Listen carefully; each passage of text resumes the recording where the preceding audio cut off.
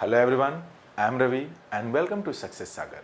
और आज के इस वीडियो में हम देखने जा रहे हैं सीजीएल 2018 मेंस के सेंटेंस इंप्रूवमेंट के क्वेश्चंस को। आगे बढ़ने से पहले एक बात आपको मैं बता दूं कि ये एक बहुत ही डिप्रेशन का टाइम है। आप सभी लोग काफ़ी परेशान होंगे, लेकिन मेरी एक बात हमेशा याद रखिएगा, अगर वास्तव में आप किसी चीज़ को बिल्कुल दिल से लगे हुए हैं पाने के लिए, तो वो चीज़ आपको मिलती ज़रूर है। हो सकता है कि आपको थोड़ा समय लगे, लेकिन कुछ चीज़ों को समय पे छोड़ देना चाहिए। तो आप बिल्कुल अपने काम को करते रहिए, दिल से लग जाइए अपने काम पे, और आपको वो चीज़ ज़रूर मिलेगी जो भी चीज़ आप चाह रहे हो। आपके केस में नौकरी है, मिलेगी और मिल करके रहेगी। तो समय का वेट करिए। उम्मीद करता हूँ कि मेरा मैसेज आप समझे होंगे। चलिए क्वेश्चन की शुरुआत करते हैं। ये रहा पहला क्वेश्चन आपके स्क्रीन पर। इसमें क्या दिया हुआ है? She is. देखिए, आज के क्वेश्चन से पहले बता दूं कि बहुत ही डिफ़िकल्ट नहीं है, लेकिन ये सारे क्वेश्चन सीजीएल 2018 टीयर 2 में आए हुए हैं, और उनके जो सेंटेंस इंप्रूवमेंट के क्वेश्चन हैं मैं उनको डिस्कस करने जा रहा हूँ। इसके पहले मैंने एरर डिटेक्शन के क्वेश्चंस को डिस्कस कर लिया है। देखिए है क्या, she is a very good sprinter. Sprinter समझते हैं आप? एथलीट। एक ऐसा एथलीट जो कि रेस वगैरह में पार्टिसिपेट करे, दौड़े। तो she is a very good sprinter. I can't run as fast as she does. Sentence improvement की बात है तो मैं आपको आंसर बता दूं, इस क्वेश्चन में कोई एरर नहीं है, कहीं से इंप्रूवमेंट की जरूरत नहीं है, बिल्कुल सही है। अरे थोड़ा सा मैं इसका जिक्र कर दूं आप लोगों से। देखिए होता क्या है कि जब हम एज के साथ एज को यूज करते हैं तो बीच में एडजेक्टिव भी यूज कर सकते हैं, एडवर्ब भी। अगर आपने एडजेक्टिव यूज किया तब तो आप किसी पर्सन के क्वालिटी को रेफर करेंगे, लेकिन अगर आपने एडवर्ब यूज किया तो जनरली मैनर को यूज करते हैं। और ये जो दूसरा वाला एज है, ये डिपेंड करेगा कि इसके बाद हम क्या यूज करें, सब्जेक्टिव केस यूज करें या फिर ऑब्जेक्टिव केस। अगर हमने कंपैरिजन सब्जेक्ट का किया है तो सब्जेक्टिव केस लिखिए, और जनरली इसके सब्जेक्टिव केस के बाद इसकी जो हेल्पिंग वर्ब होती है उसे हम लगाते हैं। लेकिन कंपैरिजन अगर ऑब्जेक्ट का है तब आप वहां पर ऑब्जेक्टिव केस यूज करिए। जैसे कि एग्जाम्पल मैं यहाँ पे लिखता हूं, यू आर। दो सिंपल एग्जाम्पल्स, क्योंकि ऐसे कॉन्सेप्ट्स पहले भी डिस्कस हो रखे हैं। As clever as him. अब मैं यहां क्या लिखूं, हिम लिखूं कि ही लिखूं? मुद्दा तो यही है, सब्जेक्ट का कंपैरिजन है। यहाँ पे ये सब्जेक्ट है, तो जाहिर सी बात है कि यहाँ पर एज के बाद जो कुछ भी यूज किया जाएगा वो होगा एक सब्जेक्ट। और अगर आपने एक सब्जेक्ट की बात कर ही ली यहाँ पर, तो फिर यहाँ पे हिम गलत हो जाएगा, सही क्या होना चाहिए? ही। अब बात ये आती है कि अब आप यहाँ पर भी छोड़ सकते हैं, लेकिन जैसा कि मैंने बोला कि जनरली हम क्या करते हैं कि इसके साथ इसकी हेल्पिंग वर्ब को लगा देते हैं तो इसे बेहतर माना जाएगा। तो यहाँ पे चूंकि ये सेंटेंस प्रेजेंट इंडेफिनिट का है, यहाँ पे वर्ब के फर्स्ट फॉर्म यूज की गई है यू के साथ, तो यहाँ पर भी ही के साथ वर्ब की कौन से फर्स्ट फॉर्म आएगी? फर्स्ट फॉर्म ही आएगी। तो ही के साथ जनरली प्रेजेंट में इज का यूज होता है, तो इजी लगा दिया यहाँ पे, या नहीं? अब आप चाहे तो इस इज को यहाँ पे लगाएं, चाहे तो ना लगाएं, डिपेंड करेगा आपके ऑप्शन पर। तो you are as clever as he is. अब देखिए इस क्वेश्चन को जरा, यहाँ दिया हुआ है कि I can't run as fast as. मैं दौड़ नहीं सकता। तो दौड़ नहीं सकता तो जाहिर सी बात है कि यहाँ पे एडवर्ब आएगा, क्योंकि यहाँ पे जो डिस्क्रिप्शन हो रहा है वो रन का हो रहा है। तो मैं नहीं दौड़ सकता, कितना तेज नहीं दौड़ सकता जितनी तेज वो दौड़ सकती है। तो अब शी सब्जेक्टिव केस हो गया, सब्जेक्टिव केस हो गया, चूंकि रन लिखा हुआ है, कांट रन, तो यहाँ पे आपने प्रेजेंट इंडेफिनिट टेंस को लगाया, तो एज कहाँ गया, as fast as she does आया। चलिए आसान सा था।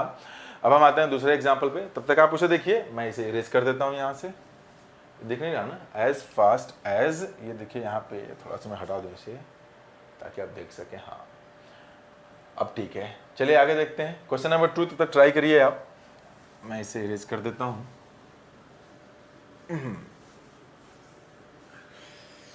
चलें, ये बहुत दिनों के बाद जो है कि मैं ये एसएससी के कुछ वीडियो को बना रहा हूँ। एक्चुअली स्पोकन इंग्लिश के कुछ वीडियोस को मैंने अपलोड करना शुरू कर दिया था। आप लोग भी देखिए उन वीडियोस को, और डे टू डे कम्युनिकेशन में उन्हें यूज़ करने की कोशिश करिए, ठीक है? वो जो कम्युनिकेशन या फिर स्पोकन इंग्लिश के पार्ट हैं वो कुछ रिटन से अलग नहीं है। हाँ, ये बात अलग है कि हम स्पोकन इंग्लिश में ग्रामर बहुत ज़्यादा फोकस नहीं करते, बस हमारा मैसेज कम से कम वर्ड्स में पूरा हो जाए, लेकिन उससे अंडरस्टैंडिंग आपकी अच्छी बनेगी। तो उसे भी देखिए, अप्लाई करिए, ये भी आसान हो जाएगा। आगे आइए। If you wishes to participating at the national level games, you will have to start getting coaching immediately. मतलब क्या है, अगर आप ये इच्छा रखते हैं कि आप नेशनल लेवल के गेम्स में पार्टिसिपेट करें तो आपको स्टार्ट करना ही पड़ेगा, क्या लेना पड़ेगा, कोचिंग। तुरंत कोचिंग लेना शुरू कर देना चाहिए। अब देखिए मैं इसे बता देता हूं कि जो बोल्ड पार्ट है, विशेज टू पार्टिसिपेटिंग। सबसे पहले मैं आपको एक बात बताऊं, जब हम विश का यूज करते हैं, ये बहुत ही कुछ कॉमन से कॉन्सेप्ट्स हैं, विश, वांट, ईगर, है ना, ऐसे बहुत सारे वर्ड्स हो सकते हैं, एंक्शस, है ना, एटसेट्रा। ये वर्ड्स आपको याद भी होंगे। तो इन वर्ड्स के बाद जब हम वर्ब यूज करते हैं तो वो वर्ब आता है अपने इन्फिनेटिव फॉर्म में। बात ये आती है कि इन्फिनेटिव फॉर्म क्यों यूज किया जाता है। तो मैं पहले बता दूं, आपने अगर किसी चीज को विश किया, वांट किया, या फिर किसी काम को करने के लिए ईगर है यानी उत्सुक हैं, या फिर एंक्शस हैं, व्याकुल हैं, तो आप वो काम जब भी ये चीजें आएंगी इसके बाद ही करेंगे, यानी इन वर्ब्स या फिर इन एडजेक्टिव्स के बाद होगा। तो इस सिचुएशन में जो फ्यूचर के इवेंट्स होते हैं उन्हें बताने के लिए जो भी फ्यूचरिस्टिक इवेंट्स होते हैं, फ्यूचरिस्टिक इवेंट्स, उनके लिए हम इन्फिनेटिव का यूज करते हैं। ये बात क्लियर हो गई। तो आइए देखिए, विश है तो विश के साथ इन्फिनेटिव का यूज होगा। अब सबसे पहली गड़बड़ी तो यहाँ ये हो गई है कि यू के साथ हम यूज करते हैं प्लूरल वर्ब, और अगर हमने प्लूरल वर्ब यूज किया तो विशेष तो वैसे ही गलत है। वहां पे क्या होना चाहिए, विश। ध्यान दीजिएगा, अगर सब्जेक्ट प्लूरल है तो वर्ब भी प्लूरल होगा। और याद रहे, जैसे मान लीजिए रन लिखा हुआ है, जो भी वर्ब्स अपने बेस फॉर्म में, यानी जो फर्स्ट फॉर्म में लिखी हुई हैं, जिसमें एस या ईएस नहीं लगा हुआ है, अगर इस तरह की कोई भी वर्ब लिखी है तो यही फॉर्म जो होती है ये प्लूरल होती है। लेकिन जैसे ही आपने इसमें एस या ईएस लगा दिया तो ये भी वर्ब की फर्स्ट फॉर्म ही होती है, लेकिन ये फॉर्म वर्ब की सिंगुलर हो जाती है। ठीक है, तो यू के साथ विशेष तो होगा नहीं, विश ही होगा। अब देखते हैं विश अगर आ गया तो किसमें किसमें विश है। एक तो ए में है और दूसरा सी में है। अब बात ये आती है क्या लगाया जाए, विश टू पार्टिसिपेटिंग। पार्टिसिपेटिंग गलत है, होना क्या चाहिए, विश टू पार्टिसिपेट, यानी कि जो सही ऑप्शन इसका बनेगा वो आएगा ऑप्शन नंबर सी। अब मैं काम करता हूं, आपको मैं अगले क्वेश्चन दे देता हूं। यहाँ पे 3, 4, 5 इनको ट्राई करिए, तब तक मैं इसे इरेज कर देता हूं। ट्राई करते रहिए, जितनी मेहनत आप करेंगे उतना आपके लिए बेनिफिशियल होगा। क्योंकि याद रखिए एक बात, करियर पे फोकस करिए। अभी कल रात को एक सज्जन से मेरी बात हो रही थी, काफ़ी रिस्पेक्टेड पर्सन है वो, और उन्होंने यही बात कहा कि ठीक है प्रॉब्लम्स हैं, 90 to 95% जो लोग होते हैं लाइफ में वो इधर उधर की बातों में आकर के फंस जाते हैं। ठीक है, तो आप जो है कि अपने फैमिली के बारे में सोचिए और क्या कहते हैं अपने करियर पे फोकस करिए। तो ये मैं आप लोगों को बार बार इसलिए बोल रहा हूँ कि ये जो टाइम चल रहा है आप लोग करियर फोकस्ड नहीं है, इस समय हट चुके हैं। अपने करियर पे फोकस करिए, करियर बनाइए, बाकी सारी समस्याएं अपने आप सॉल्व हो जाएंगी। ठीक है, करियर बन जाने के बाद फिर एक बात देखिए, याद रखिएगा अपने लाइफ में कि अभी मैं जैसे कि वीडियोस देखता हूँ, अपलोड करता हूँ, तो आप लोगों में से कई लोग मुझे ये कहते हैं कि सर मन नहीं लग रहा पढ़ने का क्योंकि एग्ज़ाम्स के डेट्स नहीं आ रहे हैं, आ रहे हैं तो हो नहीं रहे हैं, हो रहे हैं तो गवर्नमेंट की नई नई पॉलिसीज आ रही हैं। देखिए अब आपके पास जो भी करना है करिए, आप किसी चीज़ को जो है कि अगेंस्ट में जाइए, या फिर आप जो है कोई धरना, जो करना है करिए, आपको जो सही लगे। लेकिन एक बात हमेशा याद रखिएगा कि इन सब के साथ आपका करियर जो है वो डिस्टर्ब नहीं होना चाहिए, उस पर आपको फोकस्ड रहना ही है, किसी भी हालत में वो काम करना है। ये काम करिए, अपनी पढ़ाई करिए, और पढ़ाई के अलावा जो मनाए करते रहिए। ठीक है, तकलीफ है, अच्छी बात है, और टेंशन में आप लोग हैं, लेकिन करियर पे फोकस करिए। ठीक है, चलिए आइए, इसके लिए पढ़ना पड़े, पढ़ाई मत बंद करिए कहीं से भी। You have been so unwell, and after all, आप लोगों की वीडियो की वॉचिंग और आपके कमेंट्स ही मुझे मोटिवेट करते हैं कि मैं और वीडियोस बनाऊं। तो जितने ज़्यादा आपकी अच्छी वॉचिंग आएगी, जितना अच्छा मुझे लगेगा कि हाँ वीडियोस के रिस्पॉन्स मिल रहे हैं, उतना अच्छा और मैं मोटिवेटेड होकर के काम करूंगा। ठीक है, देखिए, you have been so unwell, how you feeling now. देखिए सबसे पहली बात कि तुम जो है कि बहुत ही ज़्यादा अनवेल थे, मतलब बहुत लंबे से, हैव बीन लग गया, इसका मतलब पहले भी थे अभी भी थे, मतलब तुम्हारा स्वास्थ्य ठीक नहीं था पहले भी और अभी भी, लंबे समय से। अब आगे देखेंगे अगले वाले सेंटेंस में, how you feeling now, question mark है। अब जो क्वेश्चन मार्क है तो सबसे पहले क्या आना चाहिए, अब हाउ लगा हुआ है तो क्वेश्चन वर्ड हो गया। ऐसे क्वेश्चन पहले भी डिस्कस हुए हैं। फिर हेल्पिंग वर्ब होगा, और फिर इसके बाद क्या होगा, सब्जेक्ट होगा, फिर तो इसके बाद मेन वर्ब आएगा। राइट, अब आगे जो भी हो क्वेश्चन मार्क वहाँ लगा दीजिएगा। अच्छा, वहाँ दिख नहीं रहा है, थोड़ा मैं इसे इधर कर देता हूँ। देखिए जब इंट्रोगेटिव सेंटेंस होता है तो वहाँ पर सबसे पहले क्वेश्चन वर्ड लगाइए, फिर हेल्पिंग वर्ब लगाइए, सब्जेक्ट लगाइए, और फिर इसके बाद मेन वर्ब लगाइए, ठीक है, फिर आगे जो भी क्वेश्चन मार्क लगाना हो लगाइए। अभी देखिए इस सेंटेंस में गड़बड़ी क्या हुई है, यहां पर आप देखेंगे कि हाउ क्वेश्चन वर्ड तो है, ठीक है, लेकिन हेल्पिंग वर्ब गायब है, तो सबसे पहले हेल्पिंग वर्ब ढूंढिए। तो देखिए हाउ के बाद हेल्पिंग वर्ब आना चाहिए, तो किसमें हेल्पिंग वर्ब है, देखिए ऑप्शन नंबर ए में यू है तो वो गलत हो गया, बी में भी यू आ गया तो गलत हो गया, सी नो इंप्रूवमेंट है तो क्वेश्चन तो गलत है, तो इंप्रूवमेंट तो करना ही है। अब आपको इसमें क्या करना है कि जहां लिखा है are you feeling, that is the correct option. क्या होना चाहिए, देखिए इस पैटर्न पे, हाउ आर यू फीलिंग। आसान था question, question option number D should be the correct option. Now let us talk about question number 4, I am going to see a play tomorrow evening. बहुत ही आसान सा question है, आपने मुझसे पढ़ा हो चाहे कहीं भी पढ़ा हो, आपको ये बात तो जरूर बताई गई होगी कि कभी भी इज एम आर के साथ गोइंग टू स्ट्रक्चर अगर आप यूज करते हैं तो that is followed by V1, ठीक है। और ये जो हम यूज करते हैं ये यूज किया जाता है फ्यूचरिस्टिक इवेंट को बताने के लिए, फ्यूचरिस्टिक इवेंट्स को बताने के लिए, यानी फ्यूचर की बात। अच्छा, जब ये बात यहां पे हो गई है तो एक बात और मैं बता दूं आपको कि इजेम आर वॉजवर के साथ ही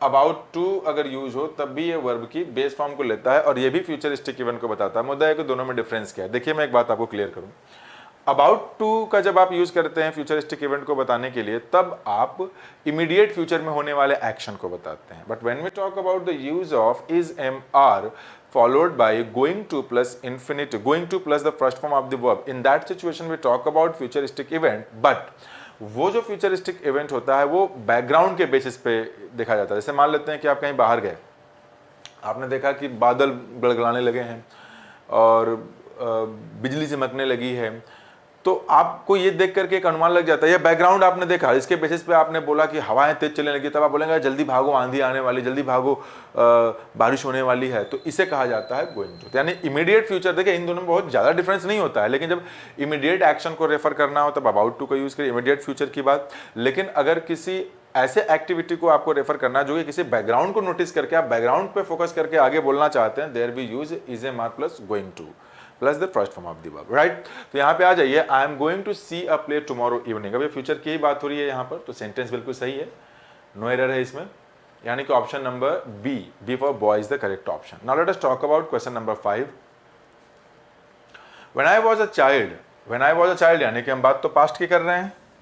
जब हम इस समय बात की पास्ट कर रहे हैं तो इसके आगे के जितने भी स्टेटमेंट होंगे वो सारे के सारे पास्ट में होंगे। जब मैं एक चाइल्ड था, जब मैं एक छोटा बच्चा था, सभी होते हैं। आई डू नॉट, देखिए सबसे पहली बात, आई डू नॉट का यूज यहां पे नहीं किया जाएगा because we are talking about past, so here it should be in past.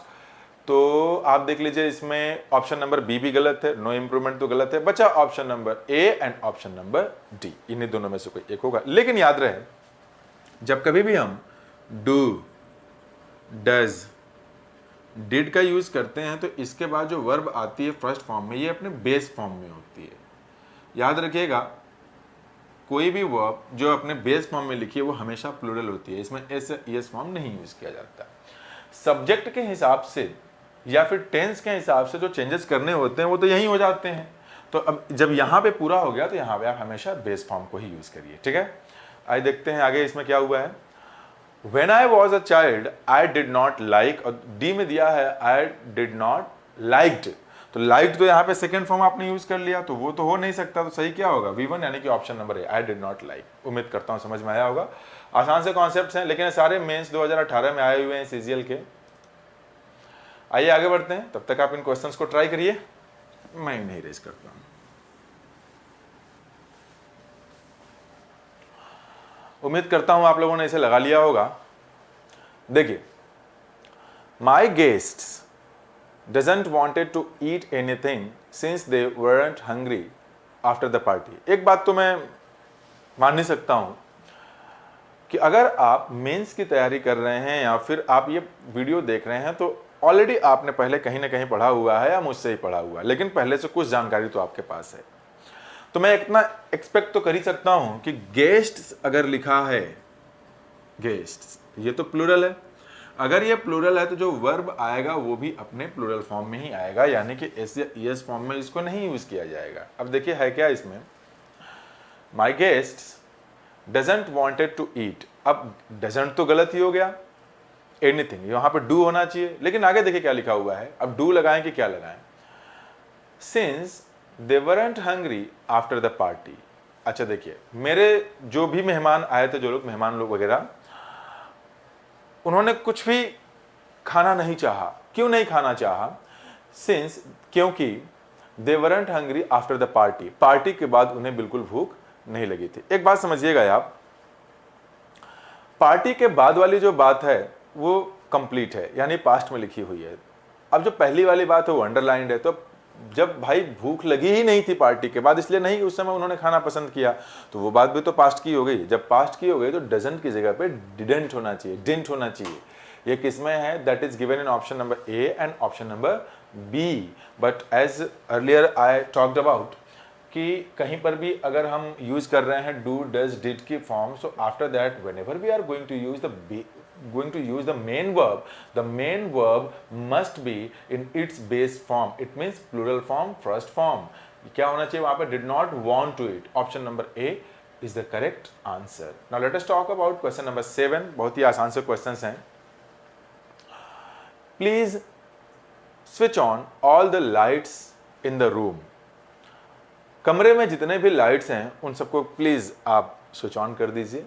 As it is getting very dark now. अब देखिए इसमें है क्या, ये सेंटेंस तो एरर फ्री है और आप समझ भी गए होंगे कि बात अभी की हो रही है, प्रेजेंट की हो रही है, नाउ लिखा हुआ है, तो option number A and option number C तो हो नहीं सकता, because there the statements, the part of the statement is in past, because we can see were and was in the given options, तो वो हो नहीं सकते। आपके मन में एक डाउट ये आ सकता है कि ऑप्शन नंबर डी क्यों नहीं होगा, क्योंकि बोला तो ये गया कि प्लीज ऑन कर दो, क्योंकि जो है कि अंधेरा हो सकता है, कि अंधेरा जब हो सकता है आप ये ऐसा सोच रहे हो कि जब अंधेरा होगा तब कर देना, आप प्लीज कर दो क्योंकि अब जब अंधेरा होगा। लेकिन मुद्दा ये है कि आप देखेंगे कि जो ये अंडरलाइन पार्ट है, as it is getting very dark now, ये जो नाउ है, नाउ का मतलब है बोलने के टाइम पे एक्शन की बात हो रही है। अगर बोलने के टाइम पे कोई एक्शन हो रहा है तो that is in incomplete state, और इनकम्प्लीट स्टेट को शो करने के लिए हम फ्यूचर का यूज नहीं करते, कॉन्टिन्यूअस का यूज करते हैं। That is why the given option is correct, sorry, the given question is correct, and we don't need any improvement. It means we'll go with option number B for boy. It means no improvement. चलें, ये भी आसान था। बढ़ते हैं question number 8 की तरफ। Try करिए क्वेश्चन नंबर 8 एंड 9। क्वेश्चंस आसान है, आपकी इससे प्रैक्टिस भी हो जाएगी। देखिए मैं एक बात आपको बताऊं, जो सीजीएल 2017 का पेपर आया था, 2017 का पेपर थोड़ा आप लोगों के लिए डिफ़िकल्ट था, और आपने बोला था कि चाहे वो इंग्लिश हो चाहे मैथ्स हो, आपने ये कहा कि इसमें पता नहीं कहाँ चीज़ें। देखिए पता नहीं कहाँ चीज़ें नहीं आई। आप एसएससी का एग्ज़ाम दें, बैंक का एग्ज़ाम दें, सीपीओ एग्ज़ाम दें, स्टेनो का एग्ज़ाम दें, सीपीएफ का एग्ज़ाम दें, जहाँ कहीं भी इंग्लिश आती है, कॉन्सेप्ट जो पढ़ाए जाते हैं रहते उतने ही हैं। हाँ ये ज़रूर हो सकता है, जैसे कि ये एग्जाम्पल्स पढ़ने में बड़े आसान लग रहे हैं, तो आपने अगर कोई रूल याद कर लिया है तो आप उसको ईजिली यहाँ अप्लाई कर सकते हैं।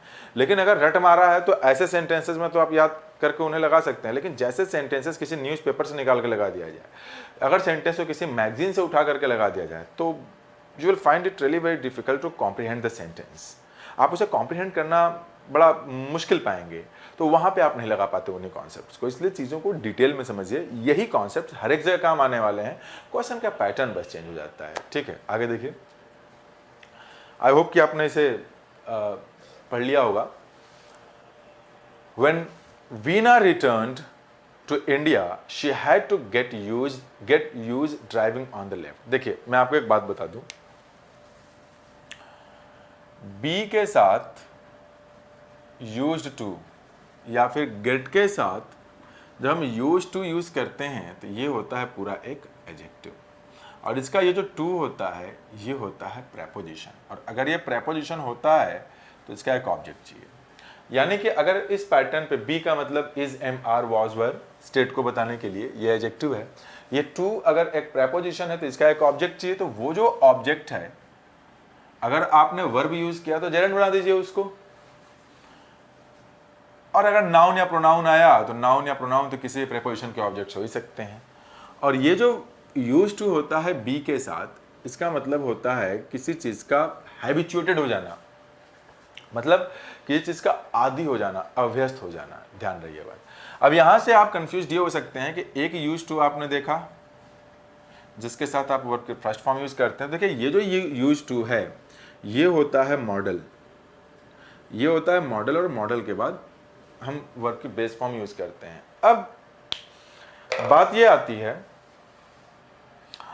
कि इस यूज टू और उस यूज टू में डिफरेंस क्या है। Now let me explain the difference. इसका मतलब भी होता है हैबिट बताना, but here we are going to talk about action, action in the past.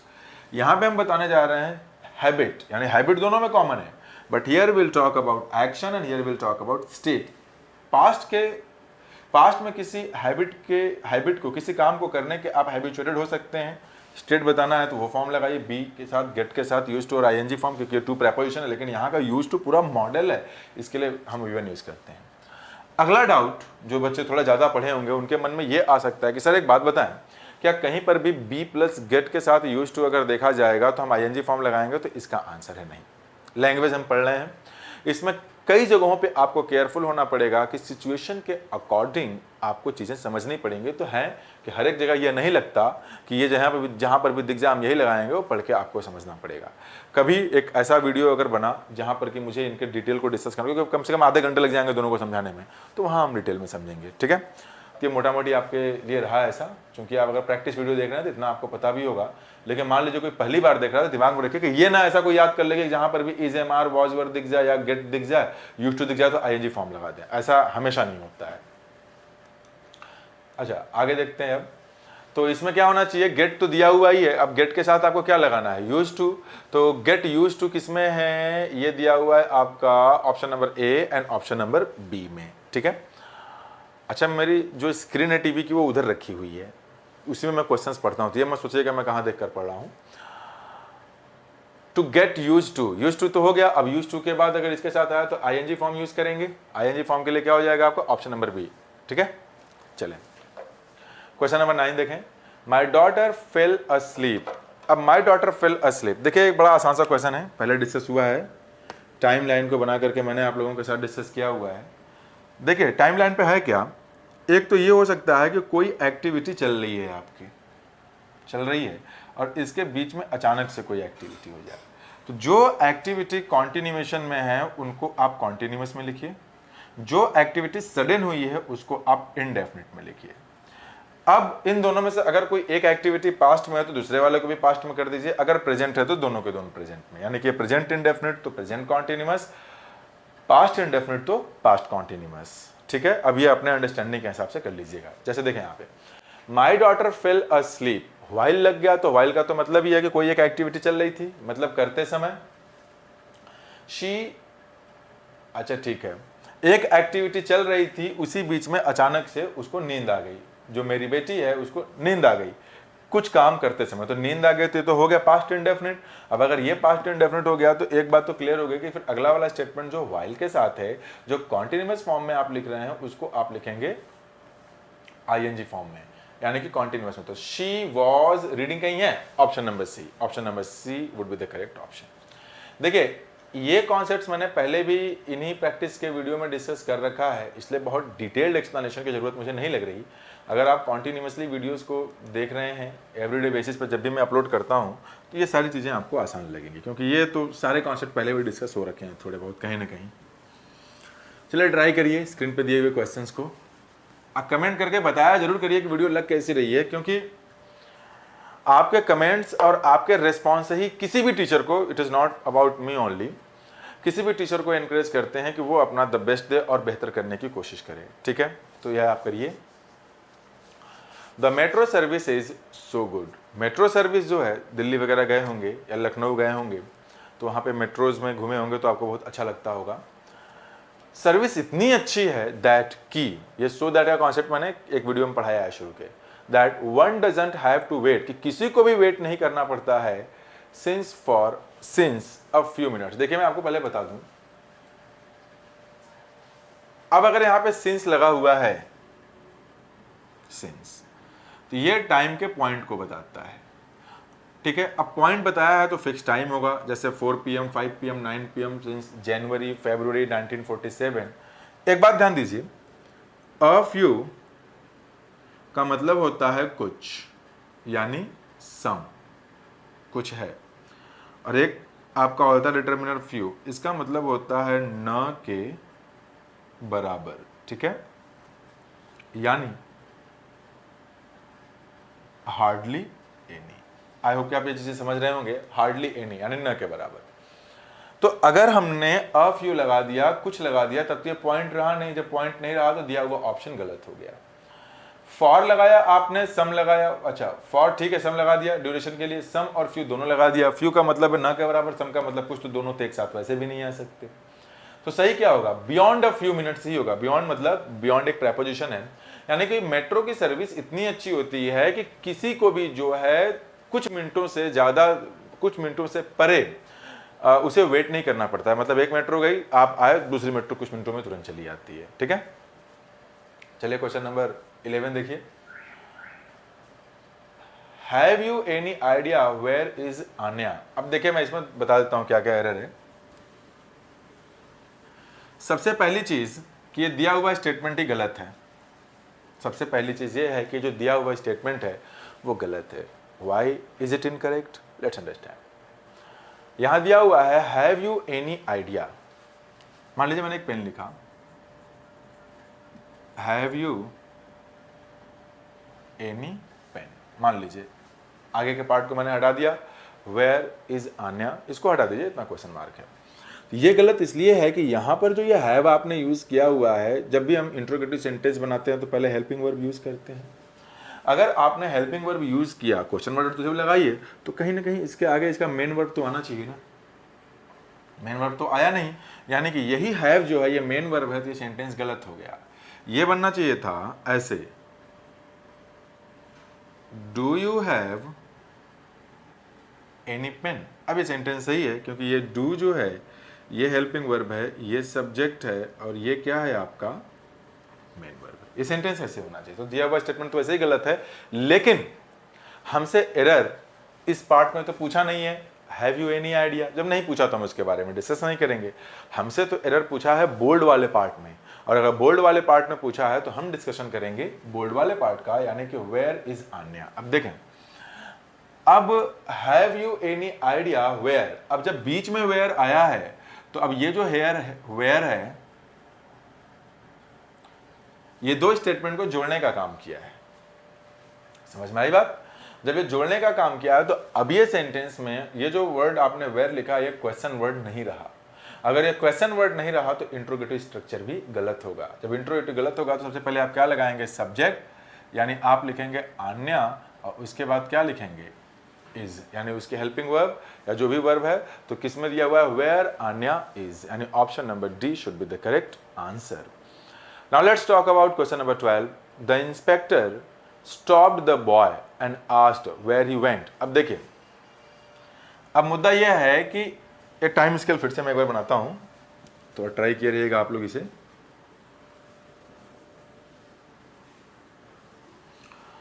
The inspector stopped the boy, inspector ने रोका। जब रोका तो स्टॉप्ड लिखा है तो पास्ट तो हो ही गया है, और उससे पूछा कि पहले कि कहाँ गए थे। तो दो चीजें हो सकती हैं, या तो ये पूछा हो कि तुम कहाँ गए थे, तो कहाँ गए थे, तो ये तो बन जाएगा आपका पास्ट ऑफ पास्ट, यानी यहां पे आपको यूज करना पड़ेगा had plus third form of the verb, क्योंकि ये एक्टिविटी तो इस पूछे जाने के पहले ही हो चुकी है।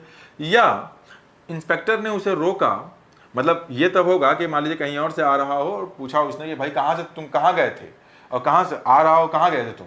और दूसरा केस ये हो सकता है कि रोक करके ये एक एक्टिविटी वो आ रहा हो कहीं से, है ना, ऐसे करके चल रहा हो, और तभी उसने रोक दिया, पूछा कि भैया कहाँ जा रहे हो, या फिर कहाँ से आ रहे हो, दोनों चीजें हो सकती हैं। तब यहाँ पे देखिए जो ऑप्शन रहेगा उठा लेंगे। सही ये भी है अपने मीनिंग में, कॉन्टिन्यूअस वाला भी सही है, ये वाला रहेगा तो पास्ट कॉन्टिन्यूअस। अब यहाँ पे ही वेंट लिखा है तो वो तो वैसे ही गलत है, हैड गॉन लिखा होता तो एक बार हम उसे चूज कर लेते। तो हैड गोइंग, तो वो तो गलत ही हो गया। Option number A had going लिखा है, इनकरेक्ट हो गया। हैड के बाद तो third form of the verb हम यूज करते हैं। नो इंप्रूवमेंट गलत, क्योंकि दिया हुआ बोल्ड पार्ट में लिखा हुआ सेंटेंस का पार्ट भी गलत है।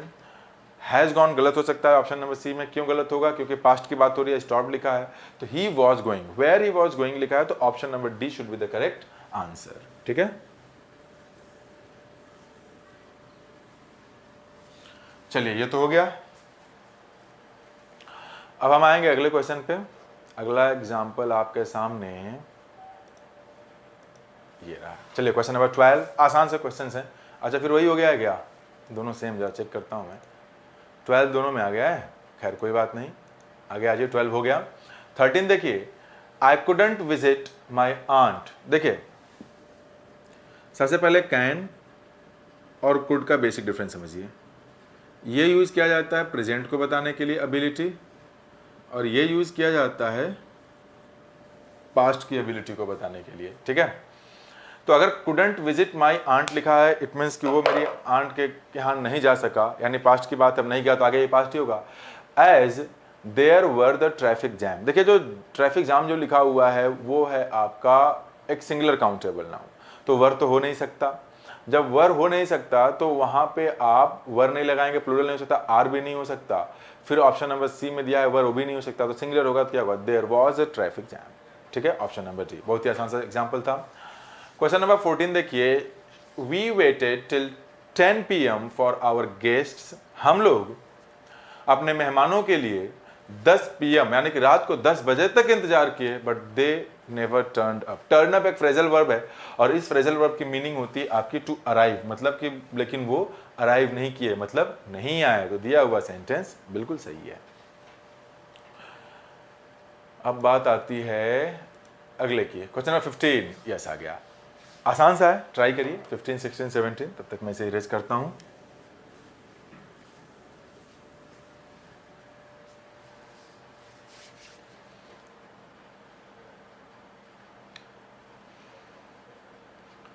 Question number 15, Ravi can't come to the meeting as he was not well. Can't come लिखा है, ठीक है, कांट मतलब प्रेजेंट, लेकिन जो आगे वाली बात लिखी है as he was not well, वो तो पास्ट में ना, क्योंकि वो वेल नहीं था इसलिए नहीं आ सका, तो कैन हटा दीजिए, कुडंट कर दीजिए। अभी कुछ देर पहले हमने देखा कुडंट कम, किसमें है कुडंट कम? आप ऑप्शन नंबर सी, ठीक है। क्वेश्चन नंबर 16 देखें,